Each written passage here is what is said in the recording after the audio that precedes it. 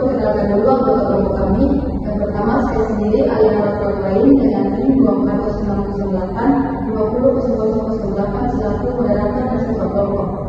Saya Nurul Azmi Ismail dengan NIM 240608502016 selaku pemateri pertama. Saya Rahina Akademia dengan NIM 2406085010 sebagai pemateri kedua. Saya kembali bagian sebagai ketua dengan NIM 240608501020 dengan pemateri kedua. Baik, saya Lukman dengan NIM 2408502011 dengan pemateri keempat. Saya kenalkan moderator. Baik, di sini kita akan mulai presentasinya. Dimulai dari pemateri pertama. Pada poin pertama yaitu variasi populasi, yang dimana variasi genetik dalam populasi manusia menggambarkan perbedaan distribusi alel dan genotipe yang diwariskan dari nenek moyang. Melalui peranda genetik, baik secara logis, biokimia maupun berbasis genom, kita dapat mempelajari struktur populasi, hubungan kekerabatan, serta pola migrasi manusia awal. Variasi populasi sendiri dipengaruhi oleh beberapa faktor utama, yaitu mutasi yang menciptakan alel baru, aliran gen akibat perpindahan individu antar populasi, drift genetika yang terjadi secara acak, terutama pada populasi kecil, serta seleksi alam yang mempertahankan atau menghilangkan sifat tertentu.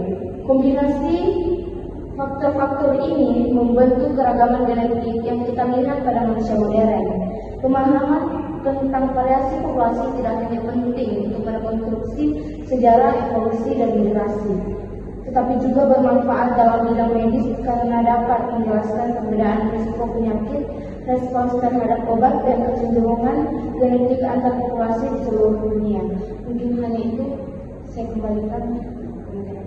Baik, saya akan membacakan poin yang kedua yaitu kedokteran dan pelayanan kesehatan. Nah, genetika memiliki peran penting dalam aspek medis sehingga memajukan layanan kesehatan. Nah, adapun beberapa analisis penerapan genetika dalam kedokteran dan pelayanan kesehatan.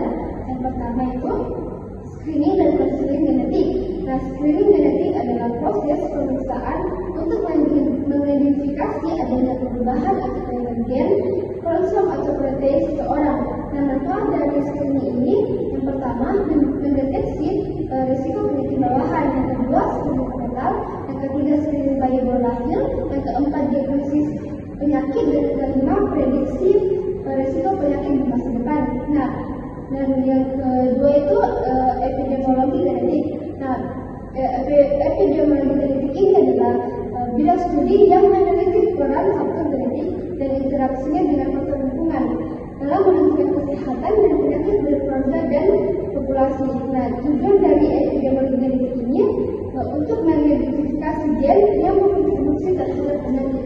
Baik, yang bisa saya sampaikan. Baik, saya akan membacakan materi yang ketiga yaitu identifikasi personal. Identifikasi personal adalah proses untuk menggali atau memastikan identitas seseorang baik dalam keadaan hidup maupun sudah meninggal dengan menggunakan ciri-ciri khas individu. Dalam genetika forensik, identifikasi dilakukan menggunakan profil DNA. Adapun juga tujuan identifikasi personal yang pertama yaitu menentukan identifikasi seseorang secara ilmiah. Yang kedua, menghubungkan tersangka dengan barang bukti atau tempat kejadian perkara (TKP). Yang ketiga dan yang terakhir adalah membantu proses hukum dan investigasi kriminal. Adapun juga ciri-ciri identifikasi. Yang pertama, menggunakan profil DNA dan sebagai identifikasi biologis. Yang kedua, yaitu akurat dan ilmiah. Yang ketiga, dapat dilakukan dari berbagai jenis sampel dan biologis. Adapun juga contoh kasus penggunaannya. Yang pertama, mengidentifikasi jenazah korban kebakaran hebat. Yang kedua, mencocokkan DNA pelaku kejahatan dari sidik air liur pada puntung rokok. Yang ketiga dan yang terakhir adalah menentukan anak yang diculik melalui tes DNA dengan orang tua kandungnya. Itu saja sekian dari saya. Terima kasih. Oke, baik, saya akan menjelaskan di poin keempat, arkeogenetika.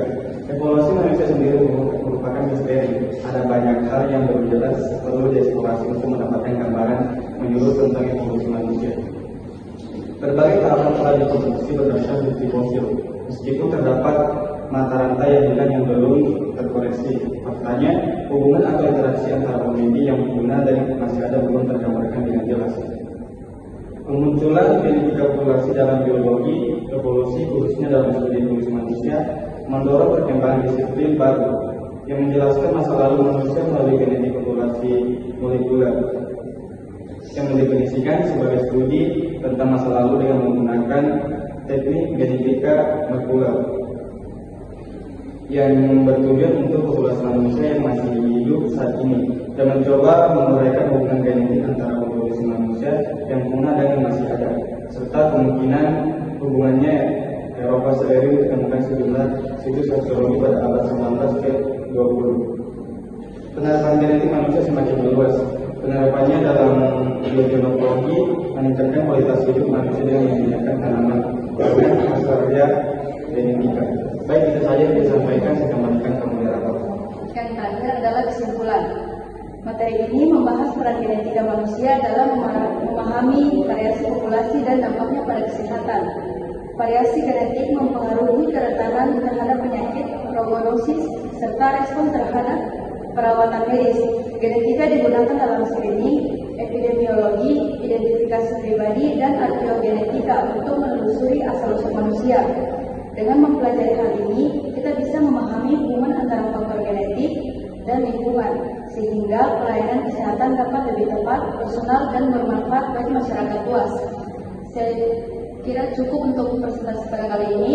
Kami tutup dengan mengucapkan wabillahi taufiq wal hidayah. Wassalamualaikum warahmatullahi wabarakatuh.